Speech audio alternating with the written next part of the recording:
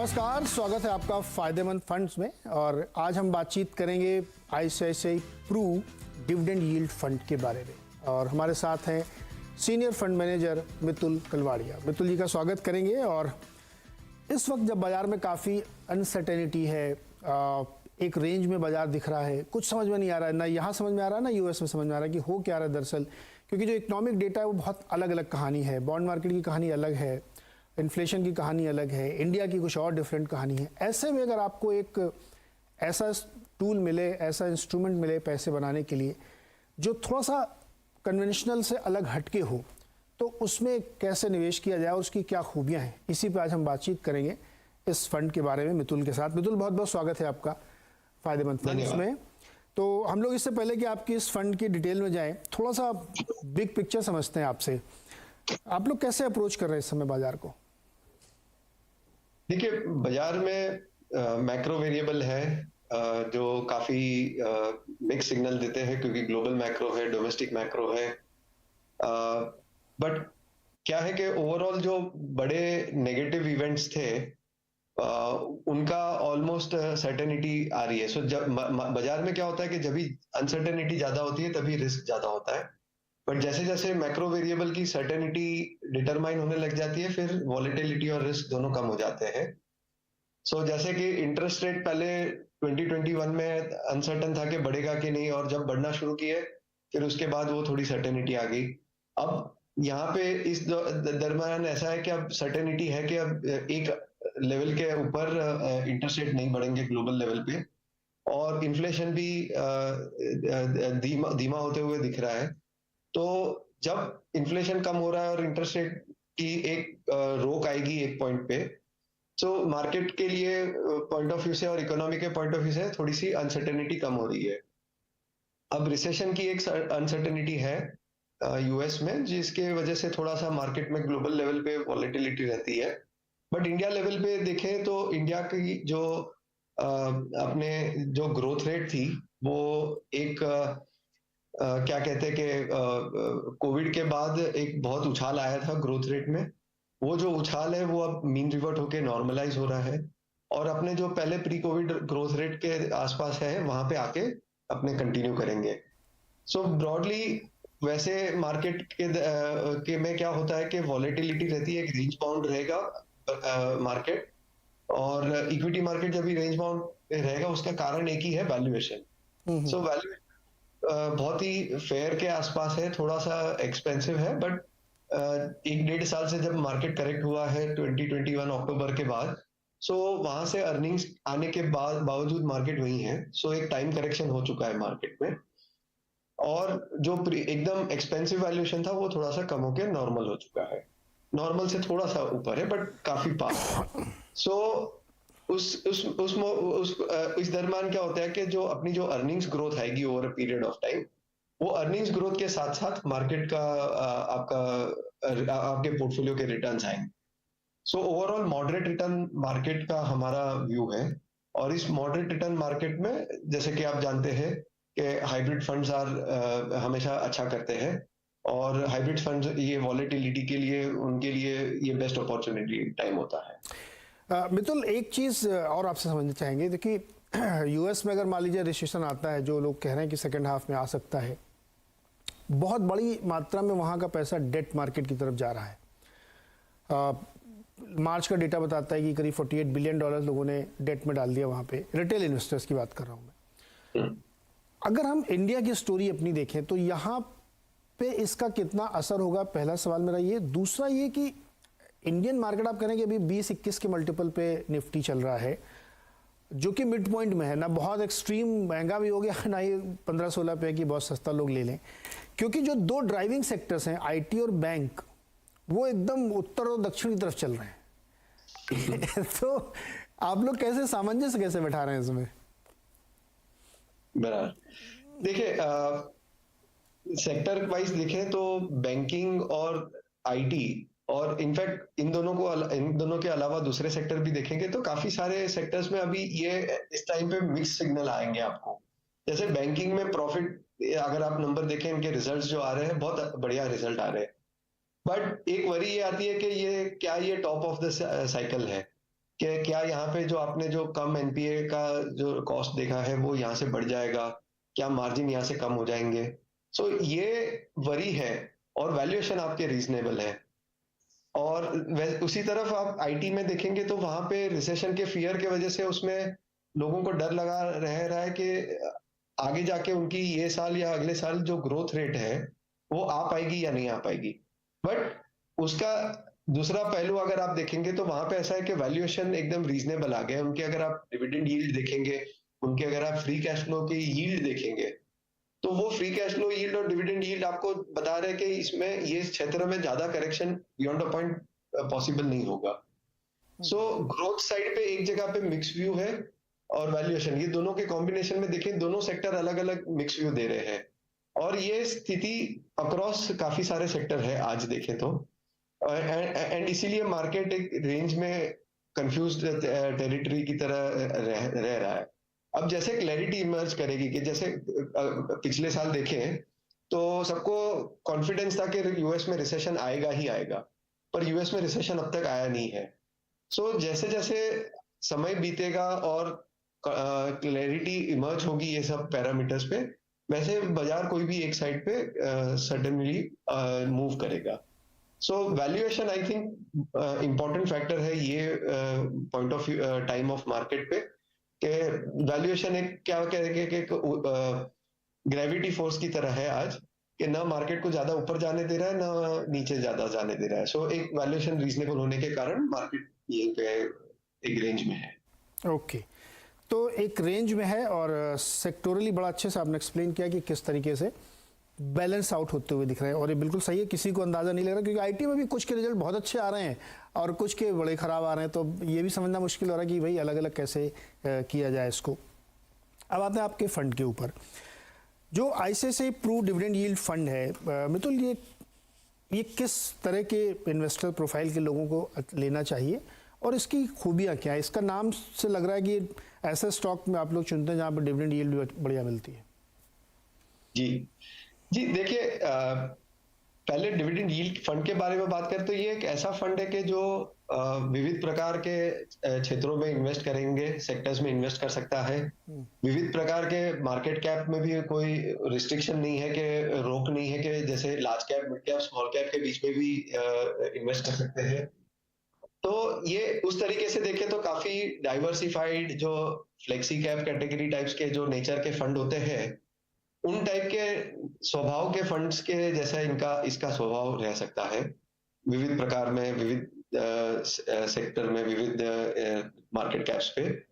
अब रही बात जो तरीका है, तौर तरीका है जो इन्वेस्ट करने का, जो स्टाइल कहते हैं, वो स्टाइल जो है इसकी, वो है एक सस्टेनेबल यील्ड अप्रोच हम करते हैं।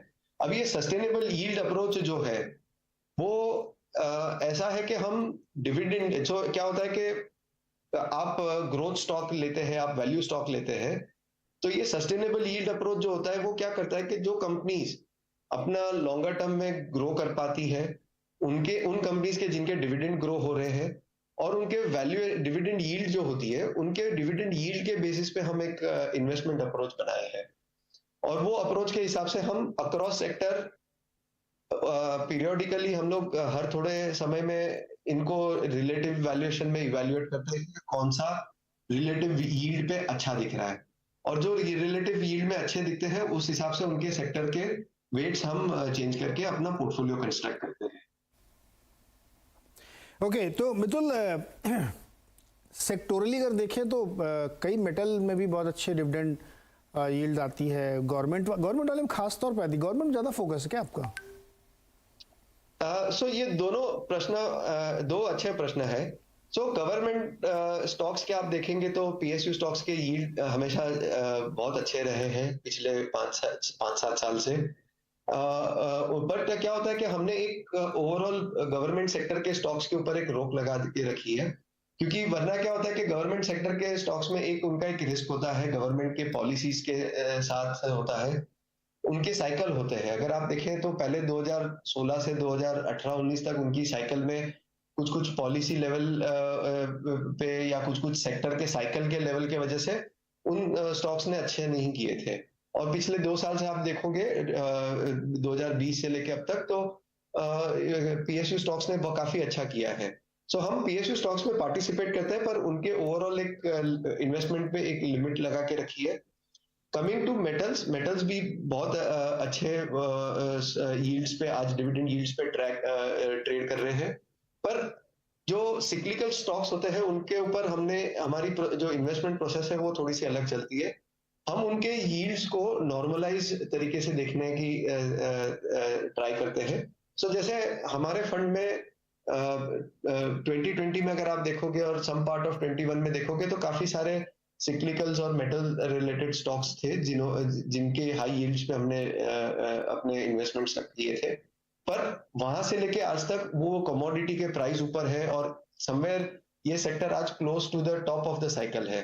सो टॉप ऑफ द साइकिल पे हम उनके यील्ड्स को थोड़ा सा नजरअंदाज करते थे, क्योंकि क्या होता है कि अगर यहाँ से साइकिल टर्न होके नीचे की तरफ आ गई तो ये यील्ड सस्टेन नहीं कर पाएंगे।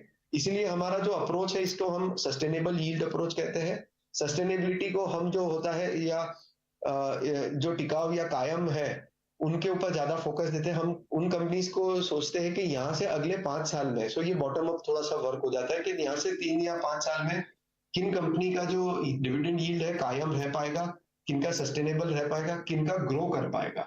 सो हम दोनों तरीके के कंपनीज को इवेल्युएट करते हैं, जो ग्रो कर पा रही है या जिनका कायम रहेगा।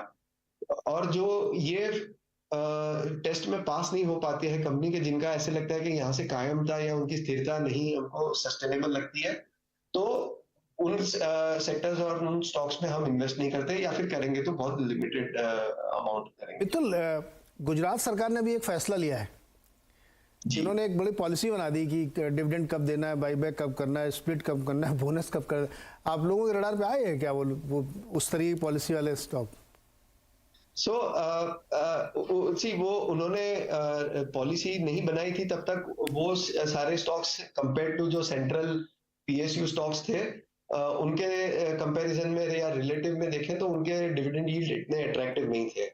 अब क्या होगा कि यहाँ से, क्योंकि ये पॉलिसी बन गई है और ये पॉलिसी काफी सिमिलर है जो सेंट्रल स्टॉक्स के लिए चल रही है, सो सेंट्रल पीएसयूज के लिए भी सिमिलर पॉलिसी है, तो अब उनके जो यील्ड है कंपेरेबल टू सेंट्रल पीएसयू के आसपास आ जाएंगे। वैल्यूएशन वाइज क्या है कि कल आपने देखा होगा कि उन स्टॉक्स में काफी बड़ा उछाल आया है, तो उतने उछाल के बाद वो जो वैल्यूएशन गैप था वो काफी हद तक काफी सारे स्टॉक्स में गैप फिलअप हो चुका है। But on A stand alone अब सेंट्रल के साथ साथ गुजरात गवर्नमेंट के पीएसयूज भी काफी हद तक इन्वेस्टेबल रहेंगे इन डिविडेंड यील्ड स्टॉक्स में। यहाँ पे एक छोटा सा ब्रेक लेते हैं, और ब्रेक से जब वापस आएंगे तो मितुल से ये भी बातचीत करेंगे कि क्या केवल डिविडेंड यील्ड ही एक पैरामीटर है क्या इस फंड में स्टॉक सिलेक्शन का।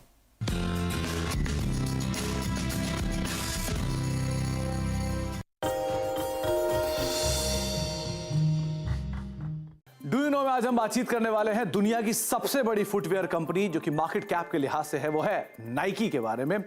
दरअसल 62% वर्ल्ड एथलीट मार्केट का जो मार्केट शेयर है वो नाइकी कैप्चर करता है, और हम सब जानते हैं किस तरह से इस ब्रांड की डोमिनेंस दुनिया भर में देखने को मिलती है। इस कंपनी की जो शुरुआत हुई थी वो करीब करीब 1964 में हुई थी, और इसकी शुरुआत ओरिगन्स के एक ट्रैक एथलीट फिलिप नाइट और उनके कोच बिल बोवरमैन साहब ने की थी। और शुरुआती कारोबार में नाइकी जूते बनाने कामकाज में तो नहीं थी, लेकिन हाँ ओइंटसुका टाइगर जिसके जूते आपने अक्सर मॉल में देखे होंगे, उनके डिस्ट्रीब्यूशन के कारोबार के अंदर ज़रूर दिखाई पड़ती थी। नाइकी ने जब शुरुआत की थी तब ये नाइकी के नाम से नहीं, दरअसल इसका नाम नाइकी है, नाइक नहीं है। नाइकी की जो शुरुआत हुई थी वो नाइकी के नाम से नहीं हुई थी, जबकि ब्लू रिबन स्पोर्ट के नाम से इसकी शुरुआत हुई थी। 1971 में ही इसका नाम बदला गया था नाइकी के तौर पे। 1971 में ही कंपनी को वो टिक का जो लोगो है वो मिला था। और एक और इंटरेस्टिंग फैक्ट ये भी है कि नाइकी का जो लोगो है वो कैरोलिन डेविडसन ने डिज़ाइन किया था, जो कि एक इंस्पायर है जो ग्रीक गॉडेस हैं उनके विंग्स से इसे इंस्पायर किया गया है। शुरुआत में इस लोगो को डिज़ाइन करने के लिए $35 दिए गए थे, लेकिन जैसे जैसे इसकी वैल्यू रियलाइज़ होनी शुरू हुई, जो एग्जिस्टिंग प्रमोटर्स थे उन्होंने इस डेविडसन को एक एग्जीक्यूटिव डिनर पे बुलाया, और डिनर पे बुलाने के बाद उन्हें एक डायमंड सेट रिंग दी जिसके ऊपर वो टिक बना हुआ था और साथ ही साथ उनको कंपनी के स्टॉक भी दिए, यानी कि ईसॉप्स भी दिए गए जो कि वो होल्ड करती हैं और बहुत अच्छी वैल्यू भी वहाँ पर रियलाइज होते हुए दिखाई पड़ी। इसके अलावा जो पहला एथलीट जिसने नाइकी के जूतों को प्रमोट किया था वो थे इलाई नेस्टेस, जो कि रोमानियन टेनिस प्लेयर थे। और एक और इंटरेस्टिंग फैक्ट ये भी है कि माइकल जॉर्डन, जो कि जिनकी वजह से नाइकी की एक बहुत बड़ी सीरीज बनी, शू सीरीज बनी, वो एक समय पर इस कंपनी के साथ कामकाज करने के लिए तैयार नहीं थे। बाद में माइकल जॉर्डन साहब के पेरेंट्स ने उन्हें समझाया, तब वो नाइकी के हेडक्वार्टर फ्लाई करके गए और वहां जाकर उन्होंने टाई अप किया। और साथ ही साथ जो एयर जॉर्डन 1, जो कि माइकल जॉर्डन साहब के साथ टाई अप के बाद जूता लॉन्च किया गया था, उस एयर जॉर्डन 1 के पहले डिजाइन को माइकल जॉर्डन साहब ने पसंद भी नहीं किया था। उनको कलर कॉम्पोजिशन नहीं पसंद था, लेकिन बाद में वो आगे चल के एक बढ़िया हिट के तौर पर बनता हुआ दिखाई पड़ा। इसके अलावा हर सेकंड नाइकी करीब करीब 25 पेयर स्नीकर्स के बेच देता है। तो आप इससे अंदाजा लगा लिए किस तरह की पॉपुलैरिटी है, यानी कि इस वीडियो के दौरान ही नाइकी एक बहुत बड़ी रेंज अपने फुटवेयर की बेच देगा।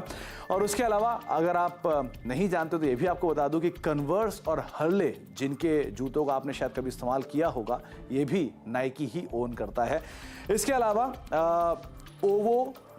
OVO नाइकी एयर जॉर्डन 10, ये अब तक का सबसे महंगा जूता है, जिसको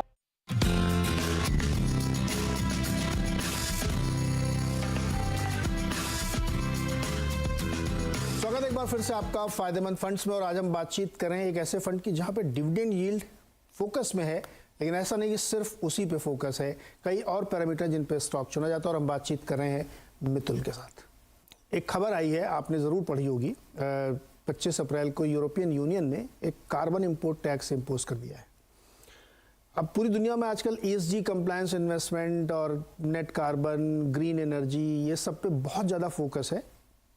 तो 2 साल की माथापच्ची के बाद यूरोपियन यूनियन के 27 देशों ने तय किया कि उनके यहाँ एक कार्बन इंपोर्ट टैक्स लगेगा। हालांकि वो 2026 से इम्प्लीमेंट हो रहा है, 3 साल का समय है अभी, लेकिन उसके बाद से बहुत सारी कंपनीज को, बहुत सारी कंट्रीज को दिक्कत होने वाली है। खास तौर पे चाइना को होगी, भारत भी उसमें शामिल है, क्योंकि हमारे यहाँ भी उसमें जो स्टील है, कॉपर, एल्युमिनियम, केमिकल, प्लास्टिक, इन सब के एक्सपोर्ट पे फिर एक ड्यूटी लगेगी। ये एक बड़ी थीम बनने वाली है और आप डेफिनेटली जो लोग 10-15 साल के लिए होराइजन रखते हैं वो इस थीम को इग्नोर नहीं कर सकते हैं। तो ये क्या कुछ आप लोगों के पोर्टफोलियो मेकिंग में एक रिजिक पैदा कर रहा है? आप लोग डिस्कशन करते हैं मैनेजमेंट से कि आप ये तो 3 साल बाद आने वाली है, तो हैवी कैपेक्स करें, चेंज करें अपने आप को पूरा? जी, ये ESG जो थीम है वो उसकी भी एक साइकिल होती है, बट उनकी जो लंबी साइकिल के पॉइंट ऑफ व्यू से देखेंगे तो वो स्ट्रक्चरली पॉजिटिव साइकिल है ESG के लिए।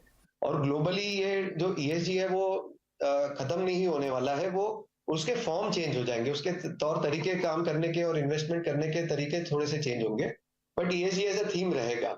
और ग्लोबली आपने जैसे सही कहा कि सारी कंपनीज काफी फोकस हो गई है, अभी गवर्नमेंट भी काफी फोकस है, वो टैक्स लगाने जा रही है।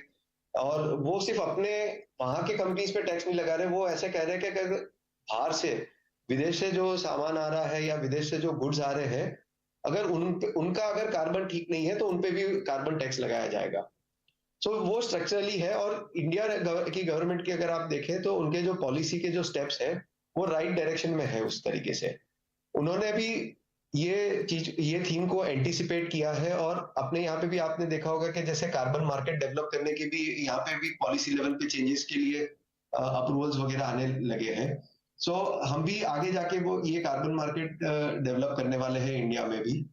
And at the same time companies के पॉइंट ऑफ व्यू से आप देखोगे तो सारे कंपनीज ने भी अपना जो ये ESG एज अ थीम को रिकॉग्नाइज किया है, क्योंकि और उन्होंने अभी सारे स्टेप्स अपने क्या कहते हैं कि कैपेक्स, कैपिटल एलोकेशन के पॉइंट ऑफ व्यू से, अपने एनवायरमेंटल स्टेप्स के पॉइंट ऑफ व्यू से, अपने गवर्नेंस के पॉइंट ऑफ व्यू से उन्होंने भी काफी बदलाव लाए हैं।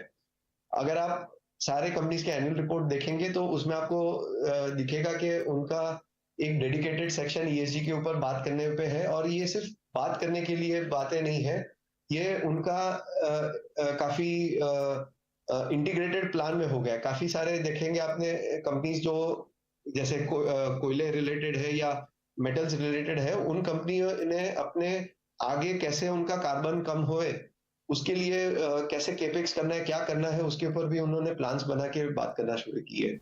काफी कंपनीज जो ग्रीन पावर है अपने प्रोडक्शन में यूज करने के लिए काफी सोलर या रिन्यूएबल एनर्जी प्लांट्स लगाने के स्टार्ट कर दिए हैं। सो इंडिया भी ऐसे ये चीज को, ग्लोबल थीम को रिकग्नाइज करके इंडियन कॉर्पोरेट्स ने काफी फास्ट इम्प्लीमेंटेशन में इसको कर दिया है। और हम जब भी अपने कंपनीज की रिसर्च और कंपनीज के साथ इंटरेक्शन करते हैं तो हम लोग भी कंपनीज को गाइड करते हैं कि क्या करना आपको चाहिए, और हम भी उनसे पूछते हैं कि आप अपना नेक्स्ट प्लान है उसमें आपका कैसे ग्रीन एनर्जी या कैसे रिन्यूएबल सोर्स ऑफ पावर है। तो ये मैनेजमेंट वाले सीरियसली लेते हैं इसको कि अभी भी वो कहते हैं अच्छा ठीक है देखेंगे? अप्रोच क्या रहता है? बहुत सीरियसली लेते हैं। सो अभी यहाँ पे कंपनीज की बात नहीं कर सकते, बट वरना आप कंपनी लेवल पे देखेंगे अभी जैसे नेक्स्ट ईयर से काफी सारे म्यूचुअल फंड्स भी अपने केस स्टडीज अपलोड करेंगे, क्योंकि सेबी की जो नई गाइडलाइंस आई है उस हिसाब से जो हमने ईएसजी और स्टूवर्डशिप पे काम किया है, वो स्टूवर्डशिप के हमने जो अच्छे बदलाव के काम किए हैं वो हमको रिपोर्ट करने हैं। तो वो उसमें आप देखोगे कि कितने इंटरैक्शंस हुए हैं और वो इंटरैक्शंस के कितने इम्प्लीमेंटेशंस भी हो रहे हैं, उसके भी उदाहरण आपके सामने आना शुरू हो जाएंगे over a period of time. हाँ, क्योंकि ये बहुत एक बड़ी थीम बन रही है और इसमें बहुत सीरियसली लेना पड़ेगा, क्योंकि फिर फंड नहीं आएगा। अब ESG कंप्लायंट बहुत ज़्यादा फोकस किया जा रहा है। खैर, ये आज अब आपके फंड में मैंने देखा कि 10 स्टॉक ऐसे हैं जिनका वेटेज मोर देन 50% है। इतना कंसंट्रेशन क्यों?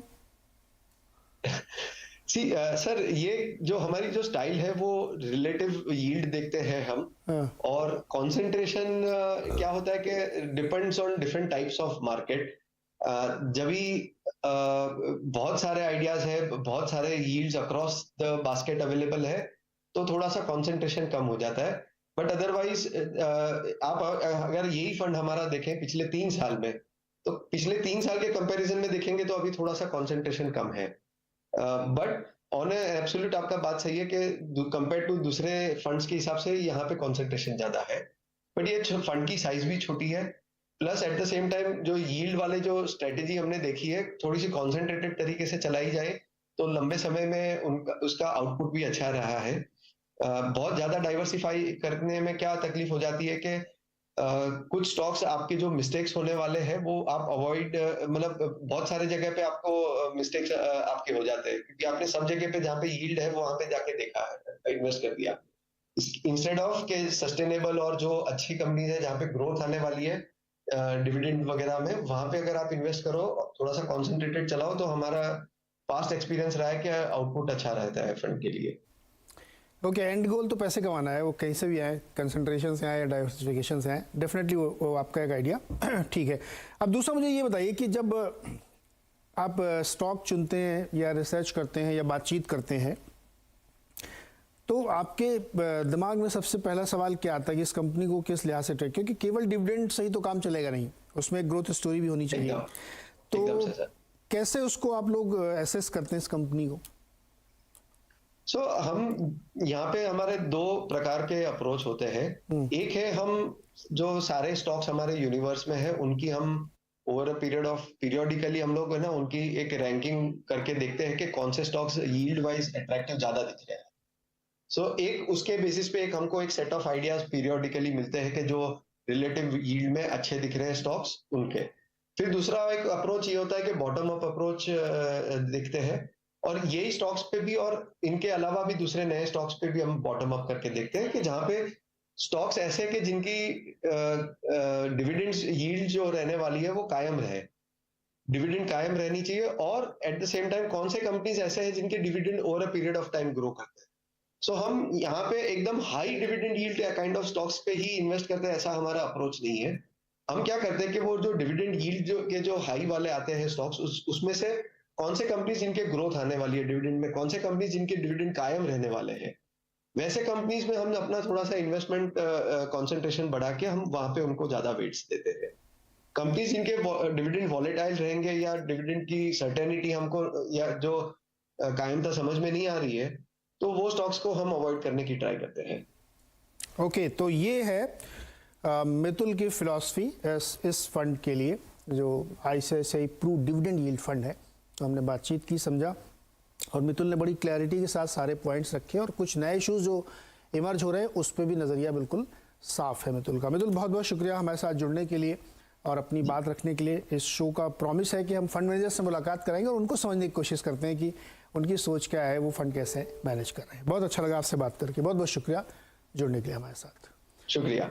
अगले हफ्ते फिर किसी एक नए फंड मैनेजर के साथ, एक नए फंड के साथ आपकी मुलाकात होगी और उसमें आप निवेश के बारे में सोच सकते हैं। आज के लिए इतना ही, बहुत बहुत शुक्रिया।